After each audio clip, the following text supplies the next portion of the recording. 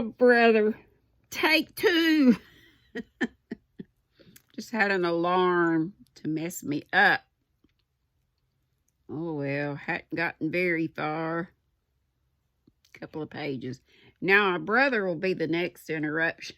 He's bringing me something to eat, so I can't fuss. But maybe I should wait until he gets here, but I'm going to go ahead. I've forgotten what chapter this is, but it'll be on the title, so you'll know. But it's called Consequences.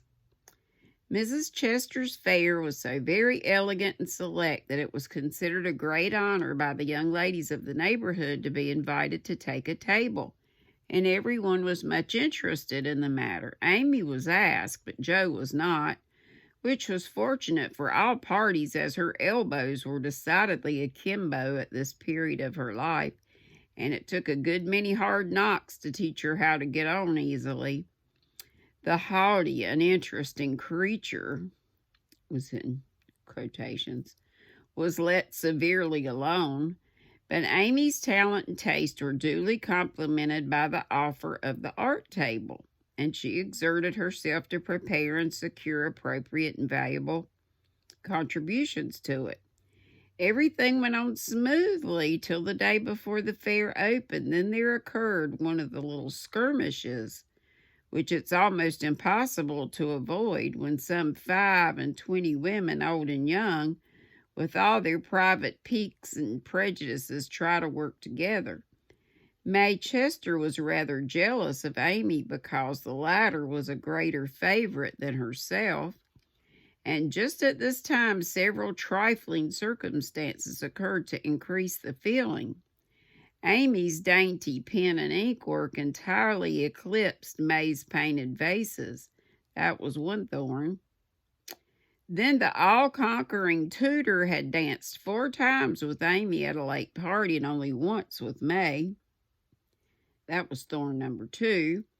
But the chief grievance that rankled in her soul and gave an excuse for her unfriendly conduct was a rumor which some obliging gossip had whispered to her, that the March girls had made fun of her at the Lambs. All the blame of this should have fallen upon Jo, for her naughty imitation had been too lifelike to escape detection, and the frolicsome Lambs had permitted the joke to escape. No hint of this had reached the culprits, however, and Amy's dismay can be imagined when the very evening before the fair, as she was putting the last touches to her pretty table, Mrs. Chester, who of course resented the supposed ridicule of her daughter, said in a bland tone but with a cold look, "I find, dear, that there is some feeling among the young ladies about my giving this table to anyone but my girls, as this is the most prominent, and some say the most attractive table of all, and they are the chief getters-up of the fair. It's thought best for them to take this place. I'm sorry, but I know you are too sincerely interested in the cause to mind a little personal disappointment, and you shall have another table if you like." Mrs. Chester fancied beforehand that it would be easy to deliver this little speech, but when the time came, she found it rather difficult to utter it naturally, with Amy's unsuspicious eyes looking straight at her, full of surprise and trouble. Amy felt there was something behind this, but could not guess what, and said quietly, feeling hurt and showing that she did, "Perhaps you had rather I took no table at all?" "Now, my dear, don't have any ill feeling, I beg. It's merely a matter of expediency. You see, my girls will naturally take the lead, and this table is considered their proper place. I think it's very appropriate to you, and feel very grateful for your efforts to make it so pretty. But we must give up our private wishes, of course, and I will see that you have a good place elsewhere. Wouldn't you like the flower table? The little girls undertook it, but they are discouraged. You could make a charming thing of it, and the flower table is always attractive, you know." especially to gentlemen," added May, with a look which enlightened Amy as to one cause of her sudden fall from favor. She colored angrily, but took no notice of that girlish sarcasm, and answered with unexpected amiability, "It shall be as you please, Mrs. Chester. I'll give up my place here at once and attend to the flowers if you like." "You can put your own things on your own table if you prefer," began May, feeling a little conscience stricken as she looked at the pretty racks, the painted shelves, and quaint illuminations Amy had so carefully made and so gracefully arranged. She meant it kindly, but Amy mistook her meaning and said quickly, "Oh, certainly, if they are in your way." And sweeping her contributions into her apron pell-mell, she walked off, feeling that herself and her works of art had been insulted past forgiveness. "Now she's mad. Oh dear, I wish I hadn't asked you to speak, Mamma," said May, looking disconsolately at the empty spaces on her table. "Girls' quarrels are soon over," returned her mother, feeling a trifle ashamed of her own part in this one, as well she might. The little girls hailed Amy and her treasures with delight, which cordial reception somewhat soothed her perturbed spirit, and she fell to work determined to succeed florally if she could not artistically. But everything seemed against her. It was late, and she was tired. Everyone was too busy with their own affairs to help her, and the little girls were only hindrances, for the dears fussed and chattered like so many magpies, making a great deal of confusion in their artless efforts to preserve the most perfect order. The evergreen arch wouldn't stay firm after she got it up, but wiggled and threatened to tumble down on her head when the hanging baskets were filled. Her best tile got a splash of water which left a sepia tear on the Cupid's cheek. She bruised her hands with hammering and got cold working in a draught, which last affliction filled her with apprehensions for the morrow. Any girl reader who has suffered like afflictions will sympathize with poor Amy and wish her well through her task. There was great indignation at home when she told her story that evening. Her mother said it was a shame, but told her she had done right. Both declared she wouldn't go to the fair at all, and Joe demanded why she didn't take all her pretty things and leave those mean people to get on without her. "Because they are mean is no reason why I should be. I hate such things, and though I think I've a right to be hurt, I don't intend to show it. They will feel that more than angry speeches or huffy actions, won't they, Marmee? That's the right spirit, my dear. A kiss for a blow is always best." And that's the truth. Though it's not very easy to give it sometimes. That's the truth, too, said her mother with the air of one who learned the difference between preaching and practicing. In spite of various very natural temptations to resent and retaliate, Amy adhered to her resolution all the next day, bent on conquering her enemy by kindness. She began well, thanks to a silent reminder that came to her unexpectedly but most opportunely.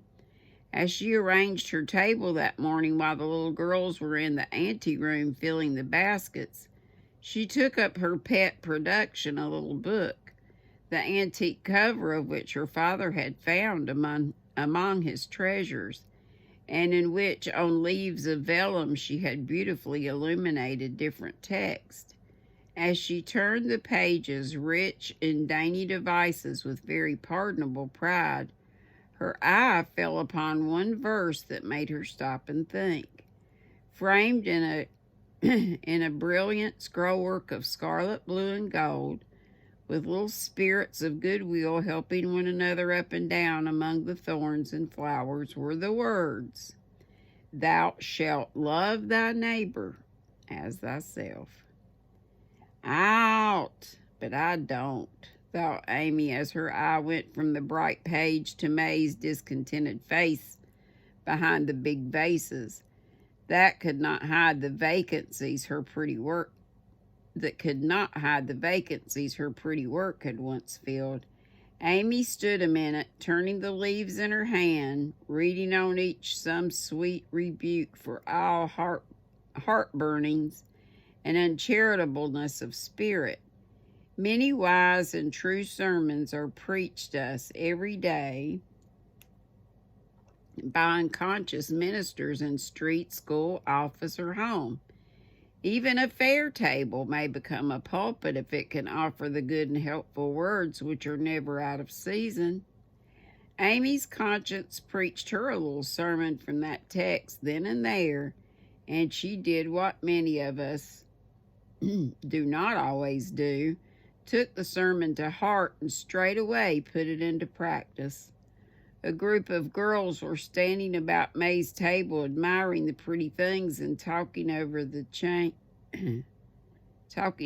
change of saleswomen. They dropped their voices, but Amy knew they were speaking of her, hearing one side of the story and judging accordingly. It was not pleasant, but a better spirit had come over her, and presently a chance offered for proving it. She heard May say sorrowfully, "It's too bad, for there's no time to make other things, and I don't want to fill up with odds and ends. The table was just complete then, now it's spoiled." "I dare say she'd put them back if you asked her," suggested someone. "How could I, after all the fuss?" began May, but she did not finish, for Amy's voice came across the hall saying pleasantly, "You may have them, and welcome, without asking if you want them. I was just thinking I'd offer to put them back, for they belong to your table rather than mine. Here they are. Please take them, and forgive me if I was hasty in carrying them away last night." As she spoke, Amy returned her contribution with a nod and smile, and hurried away again, feeling that it was easier to do a friendly thing than it was to stay and be thanked for it. "Now I call that lovely of her, don't you?" cried one girl. May's answer was inaudible, but another young lady, whose temper was evidently a little soured by making lemonade, added with a disagreeable laugh, "Very lovely, for she knew she wouldn't sell them at her own table." Now that was hard. When we make little sacrifices, we like to have them appreciated at least. And for a minute Amy was sorry she had done it, feeling that virtue was not always its own reward.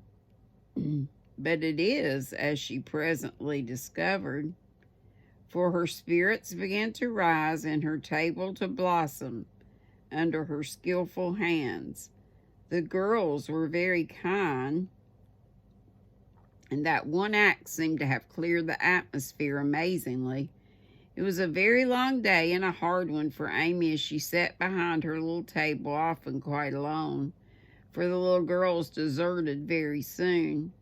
Few cared to buy flowers in summer, and her bouquets began to droop long before night. The art table was the most attractive in the room. There was a crowd about it all day long, and the tenders were constantly flying to and fro with important faces and rattling money boxes. Amy often looked wistfully across, longing to be there where she felt at home and happy, instead of in a corner with nothing to do. It might just seem no hardship to some of us, but to a pretty blithe young girl it was not only tedious, but very trying, and the thought of Laurie and his friends made it a real martyrdom. She did not go home till night, and then she looked so pale and quiet that they knew the day had been a hard one, though she made no complaint and did not even tell what she had done. Her mother gave her an extra cordial cup of tea. Beth helped her dress and made a charming little wreath for her hair. while Jo astonished her family by getting herself up with unusual care and hinting darkly that the tables were about to be turned. "Don't do anything rude," prayed Jo. "I won't have any fuss made, so let it all pass and behave." "And behave yourself," begged Amy as she departed early, hoping to find a reinforcement of flowers to refresh her poor little table. "I merely intend to make myself entrancingly agreeable to everyone I know, and to keep them in your corner as long as possible. Teddy and his boys will lend a hand, and we'll have a good time yet," returned Jo, leaning over the gate to watch for Laurie. Presently the familiar tramp was heard in the dusk, and she ran out to meet him. "Is that my boy?" Wait a minute. Yeah. "Is that my boy?" "As sure as this is my girl," said Laurie, tucked her hand under his arm with the air of a man whose every wish was gratified. "Oh, Teddy, such doings!" And Jo told Amy's wrongs with sisterly zeal. "A flock of our fellows are going to drive over by and by, and I'll be hanged if I don't make them buy every flower she's got." "And camp down before her table afterward," said Laurie, espousing her cause with warmth. "The flowers are not at all nice," Amy said, "and the fresh ones may not arrive in time. I don't wish to be unjust or suspicious, but I shouldn't wonder if they never came at all. When people do one mean thing, they're very likely to do another," observed Jo in a disgusted tone. "Didn't Hayes give you the best out of our gardens? I told him to." "I didn't know that. He forgot, I suppose. And as your grandpa was poorly, I didn't like to worry him by asking, though I did want some." "Now, Jo, how could you not think there was any need of asking? They're just as much yours as mine. Don't we always go halves in everything?" began Laurie, in the tone that always made Jo turn thorny. "Gracious, I hope not. Half of some of your things wouldn't suit me at all, but we mustn't stand philandering here. I've got to help Amy, so you go and make yourself splendid. And if you'll be so very kind as to let Hayes take a few nice flowers up to the hall, I'll bless you forever." "Couldn't you do it now?" asked Laurie, so Let's see if I'm right.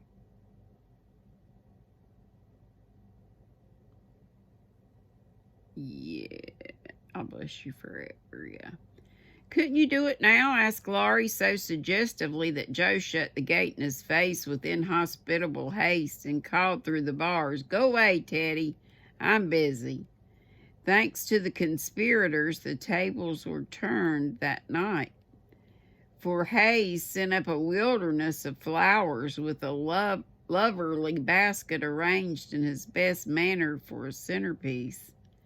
Then the March family turned out en masse, and Jo exerted herself to some purpose, for people not only came but stayed, laughing at her nonsense, admiring Amy's taste, and apparently enjoying themselves very much. Laurie and his friends gallantly threw themselves into the breach, bought up the banquets, and encamped before the table, and made that corner the liveliest spot in the room. Amy was in her element now, and out of gratitude, if nothing more, was as sprightly and gracious as possible, coming to the conclusion about that time that virtue was its own reward after all.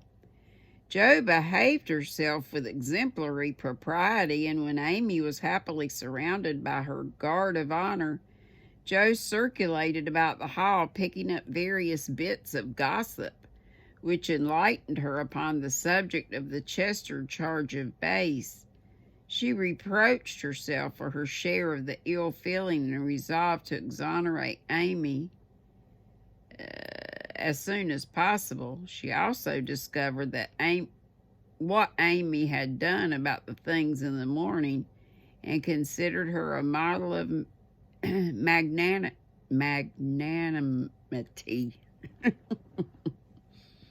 As she passed the art table, she glanced over it for her sister's things, but saw no sign of them. Tucked away out of sight, I dare say, thought Jo, who could forgive her own wrongs, but hotly resented any insult offered her family. "Good evening, Miss Jo. How does Amy get on?" asked May with a conciliatory air. I keep getting messages popping up. I hope it's not messing up.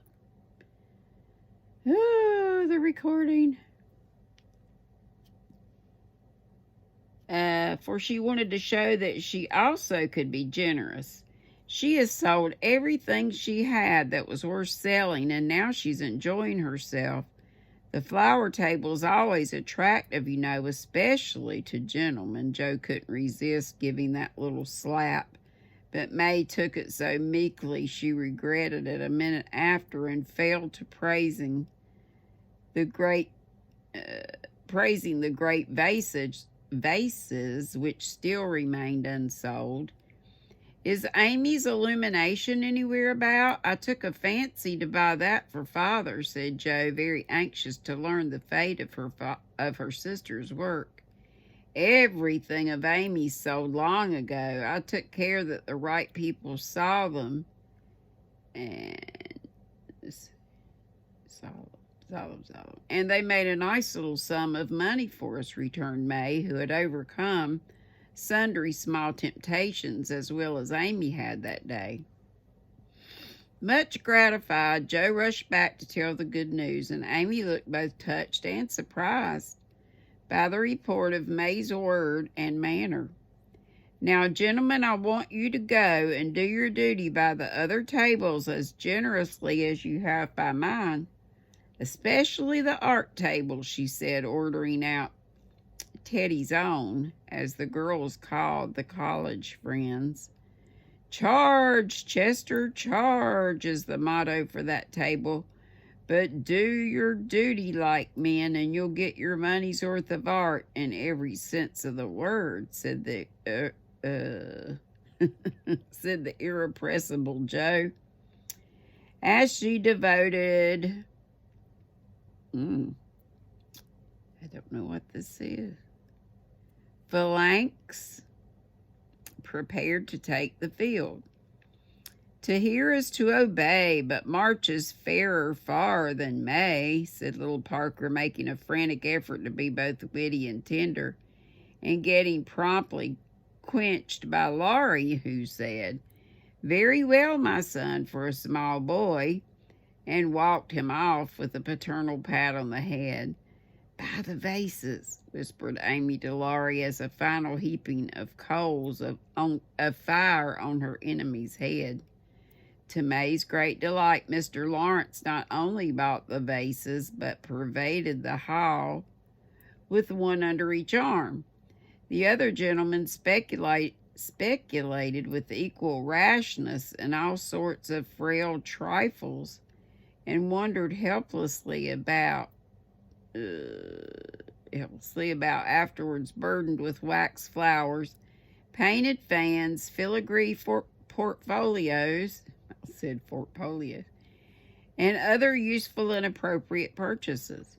Aunt Carol was there, heard the story, looked pleased, and said something to Mrs. March in a corner, which made the latter lady beam with satisfaction and watch Amy with a face full of mingled pride and anxiety, though she did not betray the cause of her pleasure till several days later. The fair was pronounced a success, and when May bade Amy good night, she did not gush as usual, but gave her an affectionate kiss and a look which said, "Forgive and forget." That satisfied Amy, and when she got home, she found the vases paraded on the parlor chimney piece with a great bouquet in each. The reward of merit for magnanimous march, as Laurie announced with a flourish. You've a deal more principle and generosity and nobleness of character than I ever gave you credit for, Amy. You've behaved sweetly, and I respect you with all my heart, said Joe warmly as they brushed their hair together late that night. Yes, we all do, and love her for being so ready to forgive. It must have been.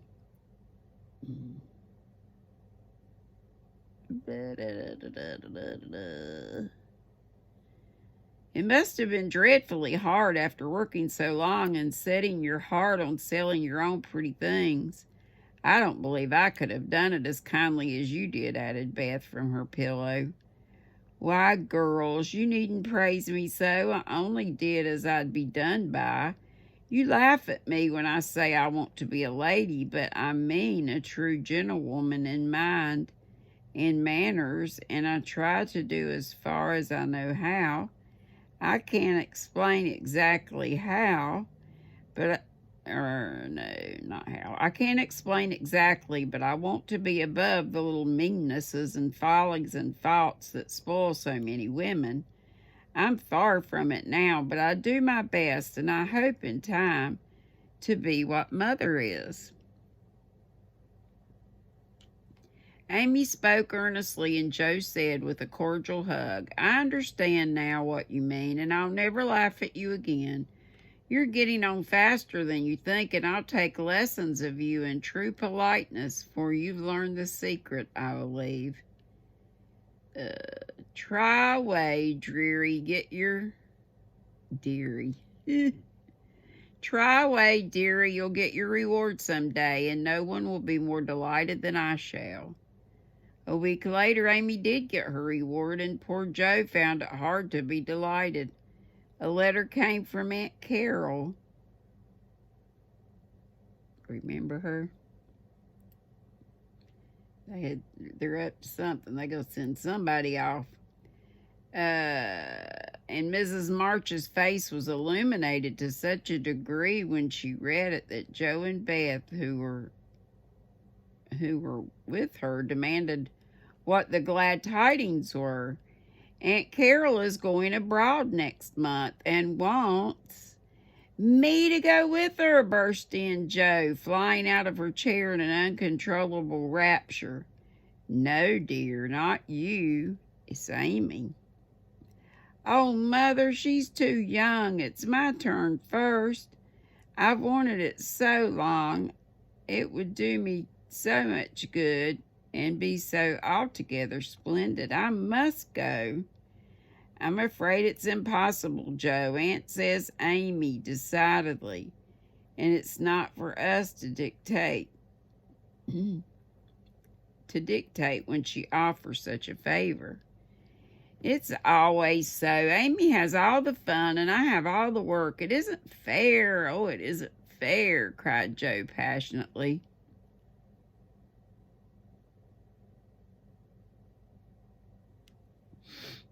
Sorry, I wanted to make sure I was at the right place. I'm afraid it's partly your own fault, dear. When Aunt spoke to me the other day, she regretted your blunt manners and too independent spirit, and here she writes as if quoting something you had said. I planned at first to ask Joe, but as favors burden her. Wait a minute. Yeah. But as favors burden her and she hates French, I think I won't venture to invite her. Amy is more docile, will make a good companion for Flo, and receive gratefully any help the trip may give her. Oh, my tongue, my abominable tongue, why can't I learn to keep it quiet, groaned Joe, remembering words which had been her undoing when she had heard the explanation of the quoted phrases. Mrs. March said sorrowfully. I wish you could have gone, but there's no hope of it this time, so try to bear it cheerfully and don't sadden Amy's pleasure by reproaches or regrets. I'll try, said Jo, winking hard as she knelt down to pick up the basket she had joyfully upset. I'll take a leaf out of her book and try not to seem glad, but to be so, and not grudge her 1 minute of happiness. But it won't be easy, for it is a dreadful disappointment. And poor Jo, bedewed the little fat pincushion she held with several very bitter tears. Jo, dear, I'm very selfish, but I couldn't spare you, and I'm glad you're not going quite yet, whispered Beth, embracing her, basket and all, with such clinging touch and loving face that Jo felt comforted in spite of the sharp regret that made her want to box her own ears and humbly beg Aunt Carol to burden her with this favor, and see how gratefully she would bear it. By the time Amy came in, Jo was able to take her part in the family jubilation. Not quite as heartily as usual, perhaps, but without repinings at Amy's good fortune. The young lady herself received the news as tidings of great joy, went about in a solemn sort of rapture, and began to sort her colors and pack her pencils that evening, leaving such trifles as clothes, money, and passports to those less absorbed in visions of art than herself. It's like us packing up all our yarny goodness. It isn't a mere pleasure trip to me, girls, she said impressively as she scraped her best palette. It will decide my career, for if I have any genius, I shall find it out in Rome and will do something to improve it. To prove it. Suppose you haven't, said Jo, sewing away with red eyes at the new collars which were to be handed over to Amy. Then I shall come home and teach drawing for my living, replied the aspirant for fame with philosophic composure, but she made a wry face at the prospect and scratched away at her palette as if bent on vigorous measures before she gave up her hopes. No, you won't. You hate hard work, and you'll marry some rich man and come home to sit in the lap of luxury all your days, said Jo. Your predictions sometimes come to pass, but I don't believe that one will. I'm sure I wish it would, for if I can't be an artist myself, I should like to be able to help those who are, said Amy, smiling, as if the part of Lady Bountiful would suit her better than that of a poor drawing teacher. Said Jo with a sigh. If you wish it, you'll have it, for your wishes are always granted. Mine, never. Would you like to go? Asked Amy, thoughtfully patting her nose with her knife. Rather. Well, in a year or two, I'll send for you, and we'll dig in the forum for relics and carry out all the plans we've made so many years. Thank you. I'll remind you of your promise when that joyful day comes. If it ever does, returned Jo, accepting the vague but magnificent offer as gratefully as she could. There was not much time for preparation, and the house was in a ferment till Amy was off. Jo bore up very well till the last flutter of blue ribbon vanished, when she retired to her refuge, the garret, and cried till she couldn't cry any more. Amy likewise bore up stoutly till the steamer sailed. Then, just as the gangway was about to be withdrawn, it suddenly came over her that the whole ocean was soon to roll between her and those who loved her best. And she clung to Laurie, the last lingerer, saying with a sob, "Oh, take care of them for me, and if anything should happen—" "I will, dear, I will, and if anything happens, I'll come and comfort you," whispered Laurie, little dreaming that he would be called upon to keep his word. So Amy sailed away to find the old world, which is always new and beautiful to young eyes, while her father and mother watched her from the shore, fervently hoping that none but gentle fortunes would befall the happy-hearted girl who waved her hand to them till they could see nothing but the summer sunshine dazzling on the sea. Whew! 35, almost 36 minutes of pure reading. Sorry I look a sight. Hopefully you didn't look at me, just listen. All right. Be sweet. Don't be ugly. I forgot to say that on live today. Love y'all. Bye-bye. Have a good night.